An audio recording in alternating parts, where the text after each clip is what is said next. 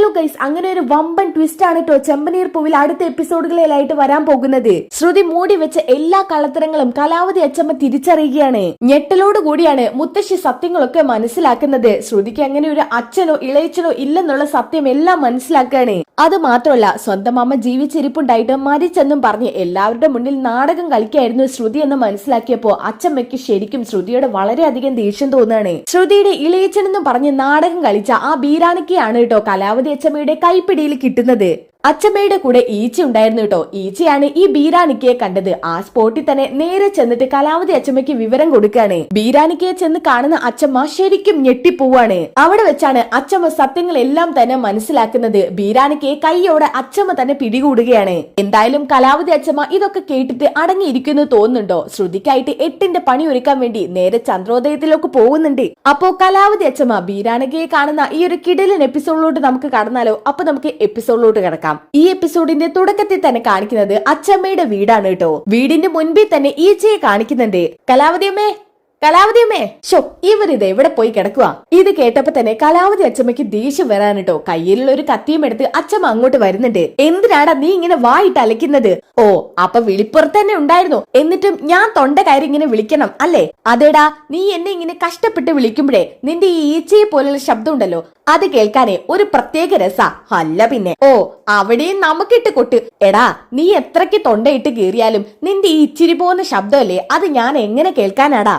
അപ്പൊ പിന്നെ നീ കുറച്ച് ശബ്ദം കൂട്ടി വിളിക്കേണ്ടി വരും. ദേ കലാവതിയമ്മേ, എന്റെ ശബ്ദത്തെ കുറിച്ചൊന്നും പറയരുത്. അതെനിക്ക് ഇഷ്ടമല്ല. അങ്ങനെ പറയണ്ടെങ്കിലേ നീ എന്നെ കൊണ്ട് ഇങ്ങനെ പറയിപ്പിക്കരുത്. അച്ഛമ്മയാണെങ്കിൽ കത്തി നേരെ കൊണ്ടുവന്നിട്ടാണ് കേട്ടോ സംസാരിക്കുന്നത്. ഇത് കണ്ടപ്പോ ഈച്ചയ്ക്കാകെ പേടിയാവണ്. ഈ കത്തി മാറ്റി, കത്തിയിട്. അപ്പൊ ഈ കലാവതിയെ നിനക്ക് പേടിയുണ്ട്. അത് പിന്നെ പേടി ഇല്ലാതിരിക്കോ? ദേ കലാവതിയമ്മേ, എന്നെ സച്ചി കാത്തിരിക്കുക. എന്തിനാ എന്നെ ഇങ്ങോട്ട് വിളിപ്പിച്ചത്? എനിക്ക് എത്രയും പെട്ടെന്ന് അങ്ങോട്ട് എത്തണം. എടാ, നീ ഇത്രയും കാലം സച്ചി ഇല്ലാതെ എന്റെ കൂടെ തന്നെ അല്ലായിരുന്നു ഇവിടെ. ഇപ്പൊ നിനക്കെന്താ സച്ചി ഇല്ലാതെ പറ്റില്ലെന്ന്? ഓ, എന്റെ കൂടെ എനിക്കൊപ്പം അല്ലെങ്കിലും ജനിച്ച് വളർന്നവനല്ലേ അവൻ. പെട്ടെന്ന് ഒരു ദിവസം രാവിലെ എഴുന്നേറ്റ് നോക്കിയപ്പോ അവന് ഞാൻ കണ്ടില്ല. നിങ്ങളൊക്കെ കൂടി ചേർന്ന് എന്റെ സച്ചിയെ പട്ടണത്തിലോട്ട് വിട്ടതല്ലേ അവന്റെ അമ്മയുടെ കൂടെ താമസിക്കാൻ. അവന്റെ അമ്മയുടെ കൂടെ താമസിക്കാൻ ഇഷ്ടമൊന്നുമല്ല.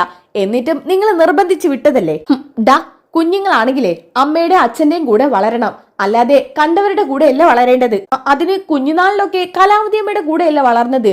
ആയിക്കോട്ടെ, ഞാൻ അവന് എന്നും മുത്തശ്ശി തന്നെയാ.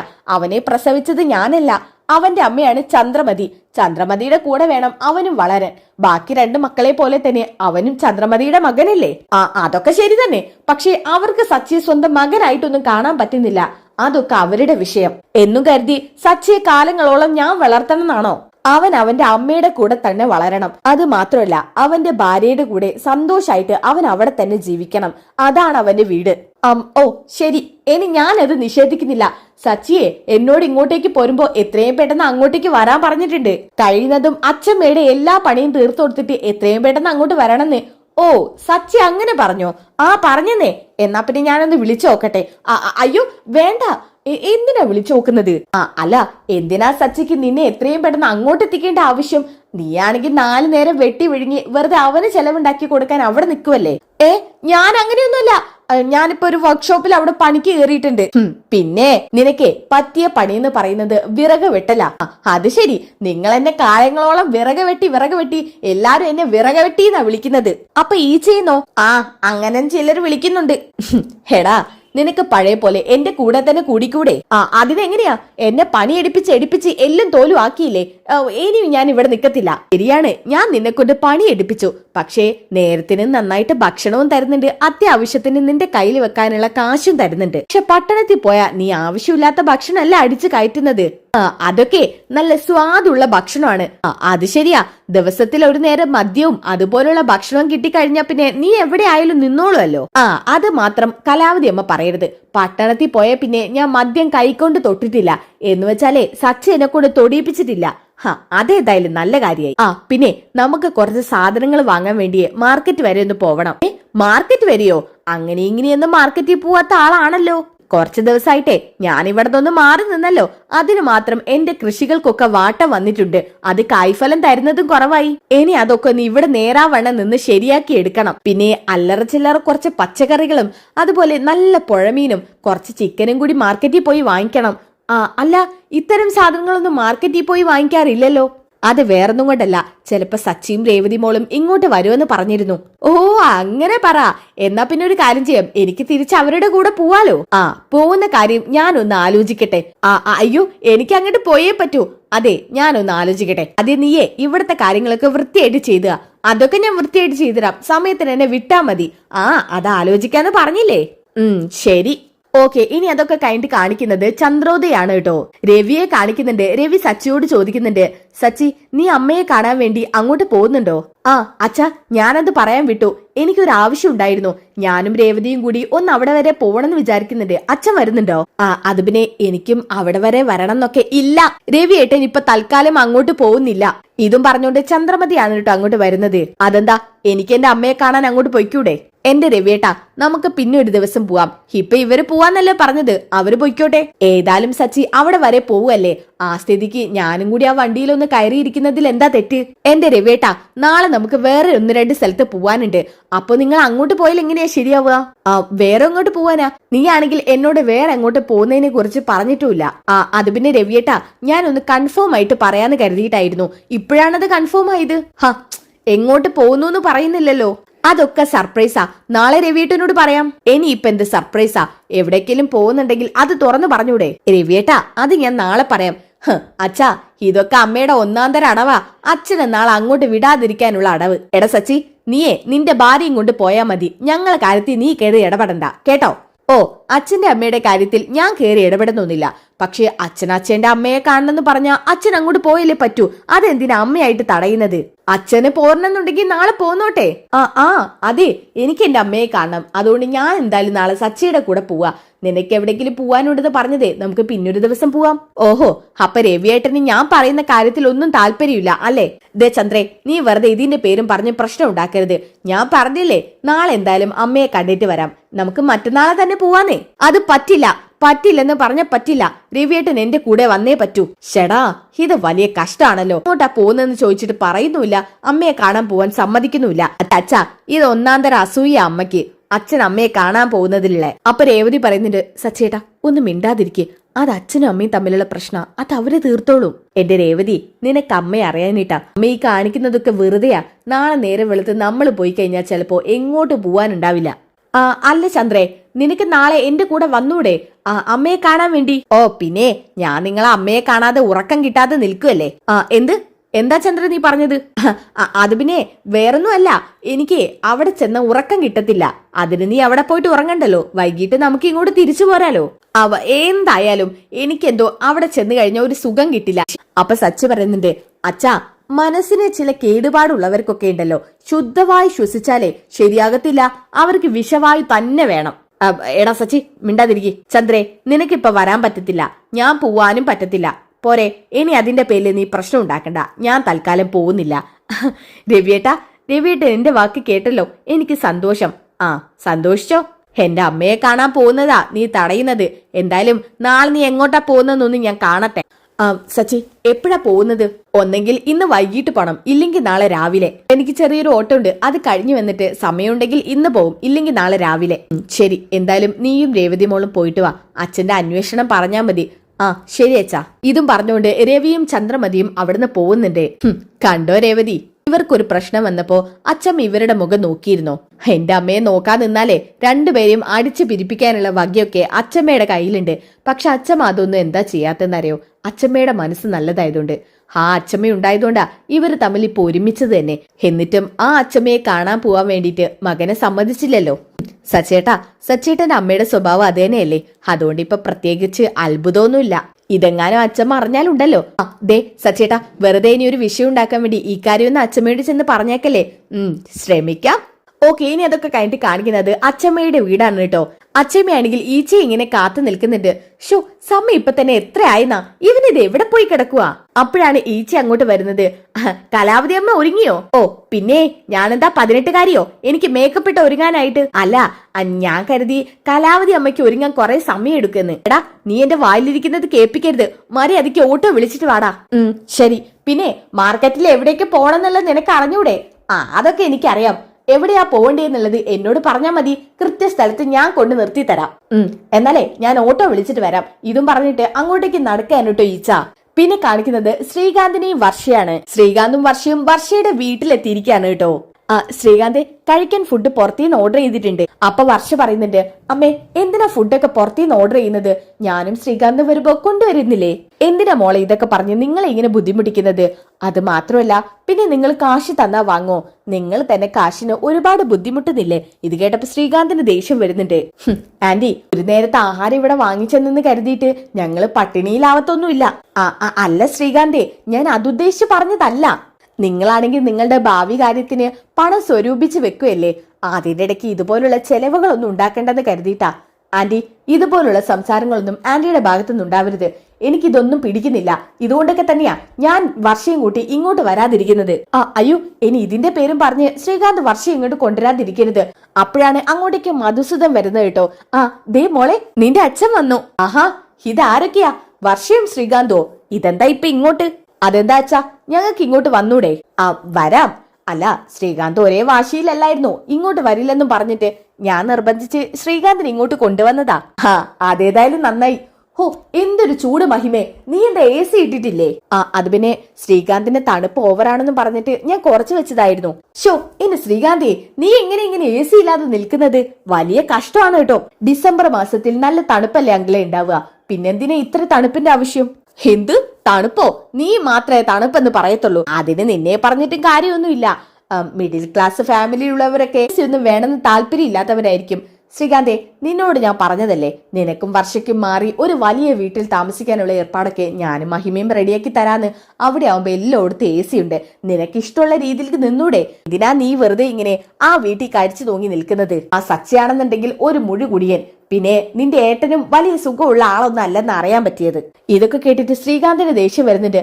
പക്ഷേ ഇതൊക്കെ കേൾപ്പിക്കാനല്ലേ നീ എന്നോട് ഇങ്ങോട്ട് വരാൻ പറഞ്ഞത്? അച്ഛനെന്തിനാ എപ്പോഴും ശ്രീകാന്തിനെ കാണുമ്പോ ഇങ്ങനെ സംസാരിക്കുന്നത്? മധുവേട്ടനൊന്നും മിണ്ടാതിരിക്കെ. ഇങ്ങനെയൊക്കെ പിള്ളേരോട് സംസാരിക്കാവോ? അത് പിന്നെ ഞാൻ അങ്ങനെ പറഞ്ഞു പോയതാ മോനെ, ക്ഷമിക്ക എന്നോട്. പക്ഷേ നീ വരുന്നുണ്ടോ? എനിക്കിനി കൂടുതലൊന്നും ഇവിടെ നിൽക്കാൻ പറ്റത്തില്ല. നീ വരുന്നുണ്ടെങ്കിൽ വന്നേ, ഇല്ലെങ്കിൽ ഞാൻ പോവാ. ഞാനും വരെ ശ്രീകാന്തേ. അയ്യോ മക്കളെ, പോവല്ലേ. ഷോ, എന്തിനാ മധുവേട്ടാ നിങ്ങൾ ഇങ്ങനെ ഓരോന്ന് പറഞ്ഞത്? അവർ പോയില്ലേ? ഒരു വിധം എങ്ങനെയെങ്കിലും ഇവിടെ എത്തിച്ചതായിരുന്നു. വീണ്ടും നിങ്ങൾ അതൊക്കെ നശിപ്പിച്ചു. ഞാൻ നശിപ്പിച്ചതാണോ? അതല്ലേ ഞാൻ പറഞ്ഞത്. ആ രവിയുടെ മോനല്ലേ, അവൻ അങ്ങനെ തന്നെ ഉണ്ടാവൂ. എന്തായാലും നിങ്ങളൊക്കെ കണ്ടുപിടിച്ചവനില്ലായിരുന്നോ? അതിനേക്കാളൊക്കെ എത്രയോ നല്ലവനാണ് ശ്രീകാന്ത്. ശരിക്കും പറഞ്ഞ നമ്മുടെ മോക്ക് കിട്ടേണ്ടവന് തന്നെയാ ശ്രീകാന്ത്. പക്ഷേ നമ്മുടെ വലയിൽ ശ്രീകാന്ത് വീഴുന്നില്ലെന്നേ ഉള്ളൂ. നമുക്ക് ഒരേ ഒരു മകളല്ലേ. ശ്രീകാന്ത് നമ്മുടെ ബിസിനസ് ഒക്കെ നോക്കി നടത്തിയ പിന്നെ നമുക്ക് ആശ്വാസമായേനെ. അത് ഈ അടുത്ത കാലത്ത് നടക്കും. ഇതും പറഞ്ഞുകൊണ്ട് മധുസൂദൻ അവിടുന്ന് പോകുന്നതും കാണിക്കുന്നുണ്ട്. ഓക്കെ, ഇനി അതൊക്കെ കഴിഞ്ഞിട്ട് കാണിക്കുന്നത് അച്ചമ്മയും ഈച്ചയാണ് കേട്ടോ. അച്ചമ്മയും ഈച്ചയും കൂടി മാർക്കറ്റിൽ നിൽക്കുന്നത് കാണിക്കുന്നുണ്ട്. എടാ, ഇതൊന്നും ഫ്രഷ് പച്ചക്കറികളല്ലല്ലോ, എവിടെയാ നല്ലതൊക്കെ കിട്ടുക? എന്റെ കലാവതിയമ്മേ, ഇവിടെയൊക്കെ തന്നെ പച്ചക്കറികൾ കിട്ടുക. ദേ നോക്കിയേ, ഇതൊക്കെ എന്തൊക്കെയോ അടിച്ചു വെച്ചേക്കുന്ന പച്ചക്കറികളാ. ഇതൊന്നും വാങ്ങിക്കാൻ പറ്റത്തില്ല. ദേ നോക്കിയേ, ഈ പച്ചക്കറികളിലൊന്നും ഒരു പ്രാണിക്കുഞ്ഞു പോലും ഇല്ല. അതുകൊണ്ട് ഇതൊക്കെ നല്ല ഫ്രഷ് ആയിരിക്കും.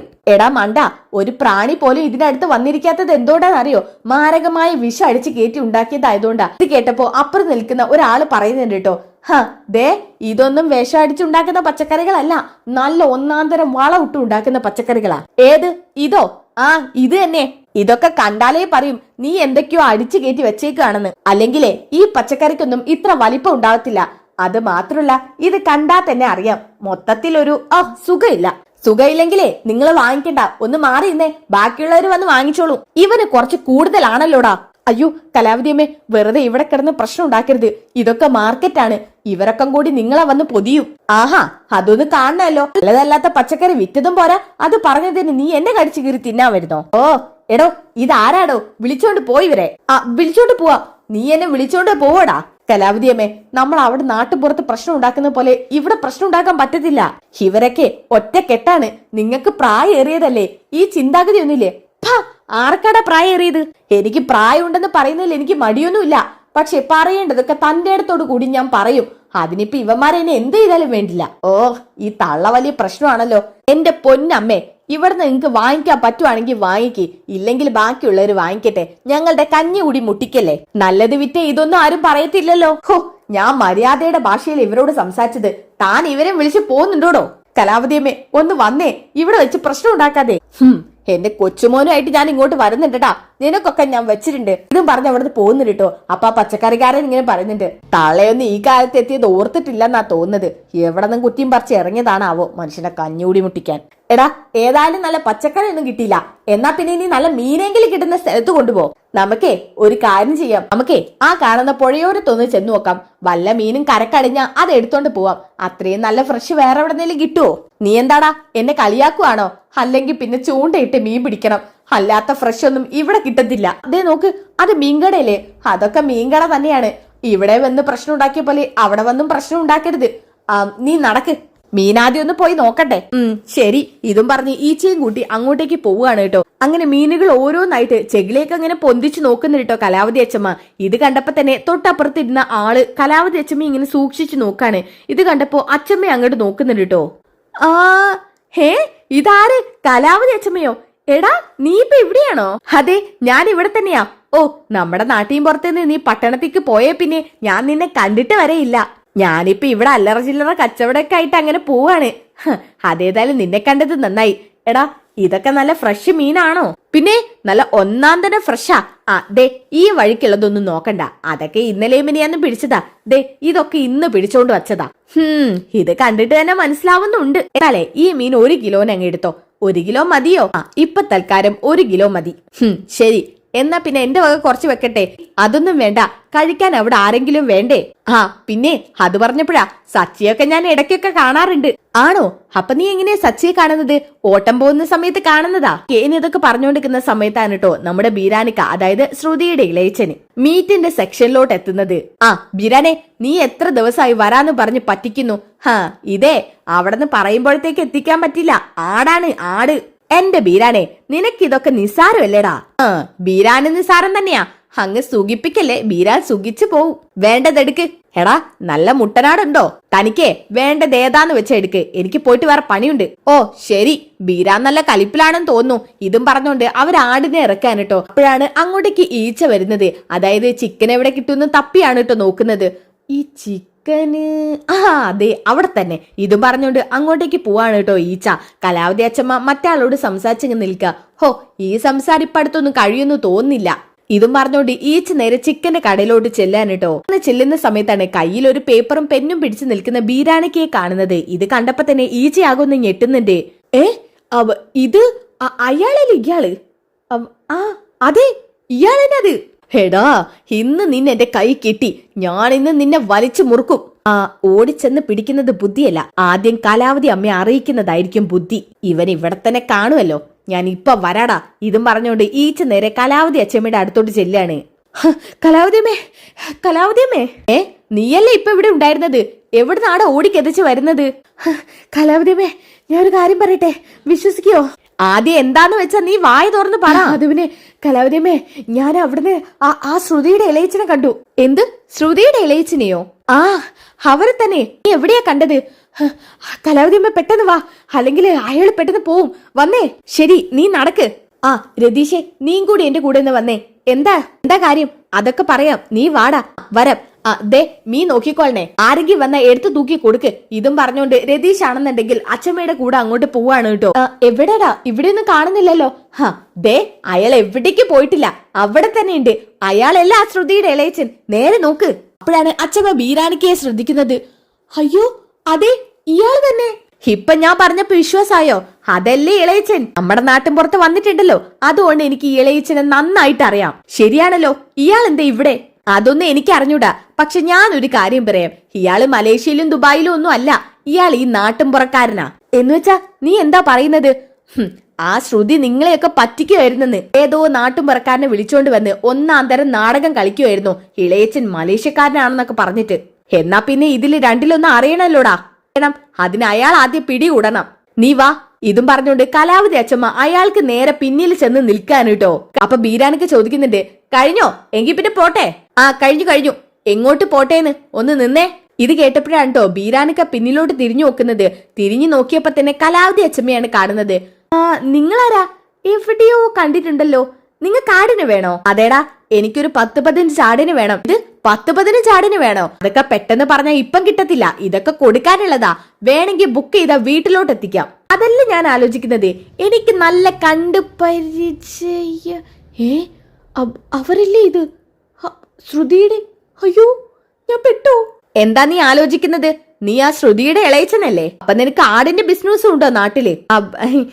നിങ്ങൾ ആരാ? എനിക്കൊന്നും മനസ്സിലാവുന്നില്ലല്ലോ. എന്തൊക്കെ ഈ പറയുന്നത്? നിനക്ക് ഞങ്ങളെ മനസ്സിലാവുന്നില്ല അല്ലേ? നീ ആ ശ്രുതിയുടെ ഇളയച്ചൻ തന്നെയല്ലേ? ശ്രുതിയോ? ഏത് ശ്രുതി? ഞാൻ ശ്രുതിയുടെ ഇളയച്ചൻ എങ്ങനെ ആവുന്നത്? ബിരാനെ, അടുത്ത ലോഡിന്റെ ലിസ്റ്റ് അയച്ചേക്കാം. അത് മതി. കേട്ടല്ലോ, എന്റെ പേര് ബിരാനെന്നാ. ഞാനൊരു ശ്രുതിയുടെ ഇളയച്ചനൊന്നല്ല. ഒന്ന് പോകുന്നുണ്ടോ വെറുതെ സമയം മെനക്കെടുത്താതെ? ആ സമയത്ത് അച്ഛമ്മ ഇങ്ങനെ ഈച്ചയുടെ മുഖത്തോട്ട് നോക്കുന്നുണ്ട്. ബൈ ദ വൈ, പിന്നെ ഒരാളെ പോലെ 7 ആൾക്കാരുണ്ടാവുമെന്നാണല്ലോ. അതുകൊണ്ട് എന്നെ പോലെ ആരെങ്കിലും നിങ്ങളുടെ പരിചയത്തിലുണ്ടായിരിക്കും. അത് വെച്ച് വെറുതെ എന്റെ ഇങ്ങനെ ശ്രുതിയുടെ ഇളയച്ചനും മറ്റവരുടെ ഇളയച്ചനൊന്നും പറയല്ലേ. എനിക്ക് ഇളയച്ചനാകാനുള്ള പ്രായമൊന്നുമില്ല. തൽക്കാലം ഞാൻ പോട്ടെ. നിക്കടാ. ഓ ഈ കിളവി വിടില്ലെന്നാ തോന്നുന്നത്. എന്താ നീ പറഞ്ഞത്? അയ്യോ, ഞാനൊന്നും പറഞ്ഞില്ല. എനിക്കിപ്പോ ഡ്യൂട്ടി ടൈമാണ്, പോയേ പറ്റൂ. എന്നാലേ നീ പോകുന്നില്ല. നീയപ്പ ശ്രുതിയുടെ ഇളയച്ചനല്ല അല്ലേ? ഞാൻ ഒരു ശ്രുതിയുടെ ഇളയച്ചനല്ല. എടാ രതീഷേ, ഇവന് 2 കൊടുത്താ ഇവന് സത്യം തത്ത പറയുന്നത് പോലെ പറയില്ലേ? അത് പറയും. ഒരാളെ പോലെ 7 ആളുണ്ടെന്ന് പറയുന്നതൊക്കെ വെറുതെ ആണെന്നേ. അങ്ങനെയൊന്നും ഇല്ല. ഒരാളെ പോലെ 7 പേരുണ്ടായിരിക്കും. പക്ഷെ ഇതുപോലെ അച്ചടിച്ച് മുഖം വാർത്തു വെച്ചാളെ ഞാൻ വേറെ കണ്ടിട്ടില്ല. ആദ്യം പറഞ്ഞപ്പോ ഞാൻ വിശ്വസിച്ചില്ല. എന്നാ നേരി കണ്ടപ്പോഴേ എനിക്ക് ശരിക്കും വിശ്വാസമായി. സത്യം പറടാ, നീ എന്തിനാ അഭിനയിച്ചത്? എന്റെ വീട്ടിൽ വന്നിട്ട് ആ ശ്രുതിക്ക് വേണ്ടി ഇളയച്ചനായിട്ട് നീ അഭിനയിക്കുമല്ലേ? നിനക്ക് മലേഷ്യയുമായിട്ട് എന്തെങ്കിലും ബന്ധമുണ്ടോ? ഏത് മലേഷ്യ? ഏത് ശ്രുതി? എനിക്കൊന്നും അറിഞ്ഞൂടെ. എന്നെ വിട്. നിനക്കൊന്നും അറിഞ്ഞൂടെ? എന്നാ പിന്നെ ഒരു കാര്യം ചെയ്യാം, പോലീസിനെ വിളിക്കാം. പോലീസ് എല്ലാം പറയുമല്ലോ. അയ്യോ, പോലീസോ? എന്തിന്? പോലീസിനൊന്നും വിളിക്കണ്ട. പോലീസിനെ വിളിക്കണ്ടെങ്കിൽ സത്യം പറ. എങ്കിലേ രതീഷ് നിന്റെ കൈ ഒടിക്കും. അത് വേണോടാ? ദേ, 1-ാം തരം നല്ല മീൻ വെട്ടുന്ന കയ്യാ. ഓ, നിന്റെ ഒരു മീൻ വെട്ടുന്ന കയ്യ് ഞാൻ നല്ല മുട്ടനാട് വെട്ടുന്ന കയ്യടാ. എന്നാ പിന്നെ നമുക്ക് നോക്കാം ആരുടെ കയ്യിനാണ് ഊക്കെന്ന്. പറയടാ സത്യം. രതീഷേ, അവന് വിട്. അവൻ സത്യം പറഞ്ഞോളും. ഇല്ലെങ്കിൽ ഈ കലാവധി പറയിപ്പിക്കും. ഇതും പറഞ്ഞോണ്ട് തൊട്ടപ്പുറത്തുണ്ടായിരുന്ന ഒരു കത്തി എടുക്കുന്നുണ്ട് കേട്ടോ. എന്നിട്ട് കഴുത്തിന് ചൂണ്ടിയിട്ട് പറയുന്നുണ്ട്, പറയടാ സത്യം പറയടാ, നീ ശരിക്കും ആരാ? പറഞ്ഞു കൊടുക്കടാ. നിന്നെ ഞാൻ ഒരിക്കലേ ആ ഷൂട്ടിങ്ങിന്റെ സ്ഥലത്ത് വെച്ച് കണ്ടിരുന്നു. നീ എനിക്ക് പിടിതരാതോടി. എന്നെ നീ ഭയക്കുന്നുണ്ടെന്നുള്ളത് ഞാൻ ഉറപ്പിച്ചു. അപ്പോഴേ ഞാൻ കരുതിയതാ ആ ശ്രുതി ഒരു വൻ തട്ടിപ്പാണെന്ന്. അയ്യോ, എന്നെ കൊല്ലല്ലേ. സത്യമൊക്കെ ഞാൻ പറയാം, എന്നെ കൊല്ലല്ലേ. അപ്പൊ ഈച്ച പറയുന്നുണ്ട്, എന്നാ പറയടാ സത്യം. ഞാൻ സത്യം പറയാം. എന്നെ വെറുതെ വിടണം. വെറുതെ വിടാന്ന് ഉറപ്പ് തരാണെങ്കിൽ ഞാൻ പറയാം. ശരി, നീ ആദ്യം സത്യം പറ.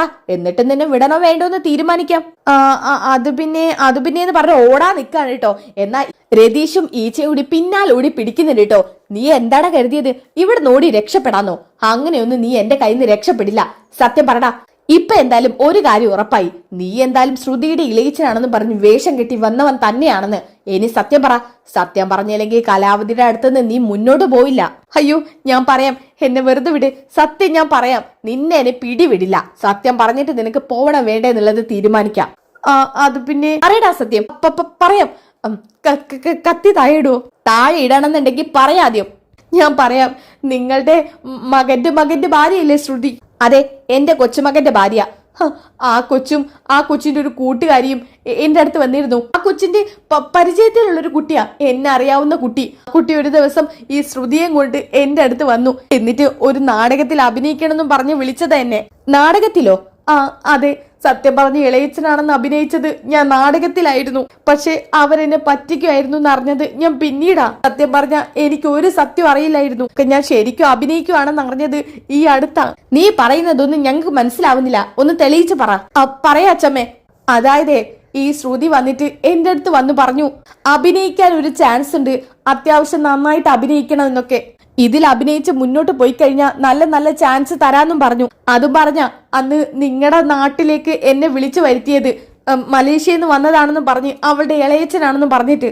എന്നിട്ട് അങ്ങനെ ഞാൻ അവിടെ എത്തി. പിന്നീട് കളിച്ചത് ഞാൻ പോലും അറിയാത്ത നാടകമായിരുന്നു. എല്ലായിടത്തും ക്യാമറ ഉണ്ടെന്നാ പറഞ്ഞത്. പക്ഷെ എന്നെ പറ്റിക്കുമായിരുന്നു എന്ന് അറിഞ്ഞത് ഞാനിപ്പോ ഈ അടുത്താ. എന്തൊക്കെയാ കലാവതി അമ്മ ഇത്? നാടകം കളിക്കുന്ന ഒരുത്തി വീട്ടിനകത്ത് ഉണ്ടായിപ്പോയി. ഇതെങ്ങനെയാ? ചന്ദ്ര കണ്ടുപിടിച്ച മരുമകളല്ലേ? പണത്തിന് അത്യാഗ്രഹമുള്ള അവക്ക് പണത്തിന് അത്യാഗ്രഹമുള്ള മരുമകളെ തന്നെ കിട്ടി. അതവക്ക് വേണം. എന്നാ പിന്നെ കലാവതിയമ്മേ, ഇത് തെളിയിക്കണമെങ്കിൽ ഇവനും കൂടി വേണം. ഇവനെയും കൂടി കൂട്ടി ചന്ദ്രോദയത്തിലോട്ട് വിട്ടോ. അത് തന്നെ ഞാനും തീരുമാനിക്കുന്നത്. ഇന്നെന്തായാലും സച്ചി വരാന്ന് പറഞ്ഞിരുന്നു. തൽക്കാലം സച്ചി ഇങ്ങോട്ട് വരുത്തിക്കുന്നില്ല. ഇവനെയും കൊണ്ട് ഞാനും ഇവരും കൂടി അങ്ങോട്ട് പോവാ. അയ്യോ, എന്നെ വെറുതെ വിടാ പറഞ്ഞിട്ടല്ലേ ഞാൻ ഇതൊക്കെ പറഞ്ഞത്. അതേടാ, വെറുതെ വിടാന്ന് പറഞ്ഞിരുന്നു. പക്ഷെ ഇനി നിന്നെ വെറുതെ വിടില്ല. സത്യങ്ങളൊക്കെ അവിടെ ചെന്ന് നീ പറയണം. ഇല്ലെന്നുണ്ടെങ്കിലേ ഞങ്ങൾ പറഞ്ഞ അവരാരും വിശ്വസിക്കില്ല. ശോ, എന്തൊരു കഷ്ടം നോക്കണേ. ഇതൊക്കെ ചെയ്തു കൂട്ടുമ്പോഴേ നിനക്ക് ഓർമ്മയില്ലായിരുന്നോ? ഇപ്പൊ അടുത്തും കൂടി നീ വലിയ ഡ്രാമ കളിച്ച് അവിടെ വന്നിരുന്നല്ലോ. അവളുടെ അച്ഛൻ മലേഷ്യയിലാണെന്നോ, അവളുടെ അച്ഛൻ മലേഷ്യ ജയിലിലാണെന്നൊക്കെ പറഞ്ഞിട്ട് ഞാനൊരു കാര്യം ചോദിക്കട്ടെ, അങ്ങനെ ഒരു വ്യക്തി ജയിലിലുണ്ടോ? ആ, എനിക്കങ്ങനെ അറിയാം. എന്നോട് അതേക്കുറിച്ചൊന്നും കൂടുതൽ പറഞ്ഞിട്ടില്ല. അഭിനയിക്കാൻ മാത്രമേ പറഞ്ഞോളൂ. എനിക്ക് തോന്നുന്നത് അങ്ങനെ ഒരു അച്ഛനൊന്നും മലേഷ്യയിൽ ഇല്ലെന്നാ. ഇല്ലെങ്കിൽ പിന്നെ എന്നെ കൊണ്ട് ഇങ്ങനെയൊക്കെ വേഷം കിട്ടി അഭിനയിപ്പിക്കോ? അപ്പൊ അവക്ക് അങ്ങനെ ഒരു അച്ഛൻ മലേഷ്യയിൽ ഇല്ല അല്ലേ? അല്ല, അപ്പൊ അവളുടെ അച്ഛനും അമ്മയെ കുറിച്ച് എന്തെങ്കിലും നിങ്ങൾക്ക് അറിയോ? അതൊന്നും എനിക്ക് അറിഞ്ഞൂടാ. പക്ഷെ അമ്മയുണ്ടെന്നാ എനിക്ക് തോന്നുന്നത്. അമ്മയുണ്ടെന്നോ? അമ്മ മരിച്ചു പോയെന്ന് പറഞ്ഞതോ? അത് പിന്നെ അമ്മയുണ്ടെന്നാ എന്നോട് മീരക്കുഞ്ഞ് പറഞ്ഞത്. അമ്മയുണ്ടായിട്ടാണോ അവൾ ഈ നാടകമൊക്കെ കളിച്ചത്? അമ്മയില്ലെന്ന് പറഞ്ഞിട്ട് എങ്ങനെ അവളെ കൊണ്ട് ഇതിനൊക്കെ സാധിക്കുന്നത്? അവക്ക് എത്രയും പെട്ടെന്ന് ചന്ദ്രോദയത്തിൽ എത്തണം. ശ്രുതിക്കുള്ളത് ഞാൻ കരുതി വെച്ചിട്ടുണ്ട്. അവക്കുള്ളതൊക്കെ ഞാൻ അവിടെ ചെന്നിട്ട് കൊടുത്തോളാം. പിന്നെ നീ ഞാൻ വിളിക്കുന്ന ഏത് സമയത്തും അങ്ങോട്ട് എത്തുവോ? ഇല്ലാന്നുണ്ടെങ്കിൽ സച്ചിയുടെ കൈന്റെ ചൂട് നിനക്ക് അറിയാലോ. നിന്നെ തേടി അന്വേഷിച്ച് നീ ഉള്ളോടത്ത് എത്തും. അയ്യോ, എന്നെ ഒന്നും ചെയ്യണ്ട. സത്യമായിട്ടും ഞാൻ നിങ്ങളെ വിളിക്കുന്നിടത്തേക്ക് വന്നോളാം. ഇനിയിപ്പൊ വന്നില്ലെങ്കിലും നീ എവിടെ ഉണ്ടെങ്കിലും നിന്നെ അവിടെ വന്ന് പൊക്കും. അപ്പൊ ഈച്ച പറയുന്നുണ്ട്, എന്നാ പിന്നെ കലാവതിയമ്മേ, നമുക്ക് എത്രയും പെട്ടെന്ന് ചന്ദ്രോദയത്തിലേക്ക് വിട്ടാലോ? ശരിയാ, വണ്ടി വിളിക്ക്, നമുക്ക് പോവാം. ഇതും പറഞ്ഞുകൊണ്ട് കലാവതിയമ്മ അവിടുന്ന് പോകുന്നുണ്ട് കേട്ടോ. ഓക്കെ, ഇനി അതൊക്കെ കഴിഞ്ഞിട്ട് കാണിക്കുന്നത് കലാവതിയമ്മ നേരെ ചന്ദ്രോദയത്തിലോട്ട് പോകുന്നതാണ് കേട്ടോ. പിന്നെ കാണിക്കുന്നത് ഈ ബീരാനിക്കാണെന്നുണ്ടെങ്കിൽ ഒരു ഫോണിൽ നിന്ന് പെട്ടെന്ന് മീരയ്ക്ക് ഫോൺ ചെയ്യുന്നതാണ്. ഇയാൾ എന്തിന് ഈ സമയത്ത് വിളിക്കുന്നത്? മീരയാണ്ട കാണിക്കുന്നത്. മീര ഇങ്ങനെ ഫോണിൽ നോക്കിയിട്ട് ഇങ്ങനെ ദേഷ്യപ്പെട്ടുകൊണ്ട് പറയാണ്, ഷടാ, ഇത് വലിയ കഷ്ടമാണല്ലോ. തവണ വിളിച്ച എടുത്തിട്ടില്ലെങ്കിൽ മനസ്സിലാക്കിക്കൂടെ? വേറെന്തെങ്കിലും പണിയിലായിരിക്കുമെന്ന്. ഇതിങ്ങനെ നിരന്തരം വിളിച്ചോണ്ടിരിക്കുക. ജയിക്കാൻ വല്ല ചാൻസ് ഉണ്ടോ എന്ന് ചോദിച്ചിട്ടായിരിക്കും. അല്ലെങ്കിൽ പിന്നെ അയാളുടെ ആടിനെ കൊണ്ടുവരാനായിരിക്കും. അല്ല, ഇതെന്താ ആടിനെ കെട്ടാനുള്ള തൊഴുത്തോ? ഇനി അതൊക്കെ കഴിഞ്ഞിട്ട് കാണിക്കുന്നത് അച്ചമ്മയാണ് കേട്ടോ. അച്ചമ്മ സച്ചിക്ക് ഫോൺ ചെയ്യുന്നുണ്ട്. അങ്ങനെ സച്ചി ഫോൺ എടുക്കുന്നുണ്ട്. ഹലോ, അച്ചമ്മേ, എന്താ അച്ചമ്മേ? നീ ഇങ്ങോട്ട് പോന്നോ? ഇല്ല, ഞങ്ങള് വൈകിട്ട് ഇറങ്ങാന്ന് കരുതിയിട്ടാ. എന്നാ ഇങ്ങോട്ട് വരണ്ട, ഞാൻ അങ്ങോട്ട് വരുന്നുണ്ട്. അതെന്തു പറ്റി പെട്ടെന്ന് ഇങ്ങോട്ട് വരാൻ? ഒരു കാര്യമുണ്ടെന്ന് കൂട്ടിക്കോ, ഞങ്ങൾ അങ്ങോട്ട് വരുന്നുണ്ട്. എന്താ അച്ചമ്മേ, എന്തെങ്കിലും പ്രശ്നമുണ്ടോ? ഒരു പ്രശ്നവുമില്ല, എല്ലാം അവിടെ എത്തിയിട്ട് പറയാം. ശരി. ഇതും പറഞ്ഞുകൊണ്ട് സച്ചി ഫോൺ കട്ട് ചെയ്യുന്നുണ്ട് കേട്ടോ. അപ്പോ രേവതി ചോദിക്കുന്നുണ്ട്, എന്താ സച്ചിയേട്ടാ, അച്ചമ്മയല്ലേ? അത് എനിക്ക് മനസ്സിലാവാത്തത്. അച്ചമ്മയാ? നമ്മള് വൈകിട്ട് അങ്ങോട്ട് ചെല്ലാന്ന് പറഞ്ഞിരുന്നല്ലോ. ഇപ്പൊ വിളിച്ചിട്ട് പറയുവാ അങ്ങോട്ടേക്ക് വരണ്ടെന്ന്. അതെന്തു പറ്റി? എനിക്കറിയില്ല, എന്തു പറ്റിയതാണോ ആവോ. ദേഷ്യത്തിലെ വിളിച്ചു പറഞ്ഞത്. എന്തോ പ്രശ്നമുണ്ട്. എന്തായാലും ഇവിടെ എത്തിയിട്ടറിയാം. ഇനിയും അങ്ങോട്ട് വിളിക്കാൻ നിന്നാ ചില പച്ചമ്മ ദേഷ്യപ്പെടും. ഓക്കെ, ഇനി അതൊക്കെ കഴിഞ്ഞിട്ട് കാണിക്കുന്നത് വീണ്ടും മീരയ്ക്ക് വിളിക്കുന്നതാണ് കേട്ടോ ഈ ബീരാനിക്ക. ഹോ, ഇയാളെ കൊണ്ട് വലിയ കഷ്ടമാണല്ലോ. ഇതും പറഞ്ഞ് ഫോൺ എടുക്കുന്നുണ്ട്. എന്താ ബീരാനിക്ക, നിങ്ങൾക്ക് ഞാൻ ഫോൺ എടുത്തില്ലെങ്കിൽ മനസ്സിലാക്കിക്കൂടെ ഞാൻ ബിസിയാണെന്ന്? എന്റെ കൊച്ചേ, ഞാനൊരു കാര്യം പറയാൻ വേണ്ടി വിളിക്കുക. അല്ലാതെ എന്റെ ആവശ്യത്തിന് വിളിച്ചതല്ല, നിങ്ങളുടെ ആവശ്യത്തിന് വിളിച്ചതാ. എന്താ? അതെ, ആ ശ്രുതിക്കുഞ്ഞ് പിടിക്കപ്പെട്ടു. ശ്രുതിയോ? അതേനെ. ശ്രുതി എങ്ങനെ പിടിക്കപ്പെട്ടു? നിങ്ങളെ ആരെങ്കിലും കണ്ടോ? കണ്ടു. ആര് കണ്ടൂന്ന്? വേറെ ആരുമല്ല, എന്നെ കണ്ടെന്ന് മാത്രല്ല പിടിക്കുകയും ചെയ്തു. അയ്യോ, അതാര്? അവിടുത്തെ ആ കലാവതിയില്ലേ, കലാവതി അച്ചമ്മ, അവര് തന്നെ. അയ്യോ, അവിടുത്തെ അച്ചമ്മയോ? അവരുടെ കൂടെ ആ ഈച്ചയും കൂടി എന്നെ പിടികൂടിയത്. കൂട്ടത്തിൽ വേറൊരുത്തനും കൂടി ഉണ്ടായിരുന്നു, ഒരു തടിമാടൻ. നിങ്ങൾ അവർക്ക് പിടികൊടുത്ത മനുഷ്യ. പിടികൂടാതെ മറ്റ് നിവർത്തിയൊന്നും ഇല്ല മീരമോളെ. ഇനിയിപ്പൊ ഞാൻ ഈ വിവരം എങ്ങനെ ശ്രുതിയെ അറിയിക്കും? എങ്ങനെയെങ്കിലും ആ കുഞ്ഞിനെ അറിയിച്ചോ? സത്യങ്ങളൊക്കെ അവരറിഞ്ഞിട്ടുണ്ട്. എന്റെ കൊക്കിനെ പിടിച്ച് കത്തി കുത്തി നിർത്തിയപ്പോ എനിക്ക് അതൊക്കെ പറയേണ്ടി വന്നു. നിങ്ങൾ എല്ലാ സത്യവും പറഞ്ഞോ? പിന്നെ ഞാൻ എങ്ങനെ പറയാതെയാ? നിങ്ങൾ എന്നെ പറ്റിച്ചതല്ലേ എല്ലാരും കൂടി അഭിനയിക്കാൻ കൂട്ടിക്കൊണ്ടുപോവാണെന്ന് പറഞ്ഞിട്ട്. അവസാനം ഞാൻ ജീവിച്ച് വന്നേക്കുക.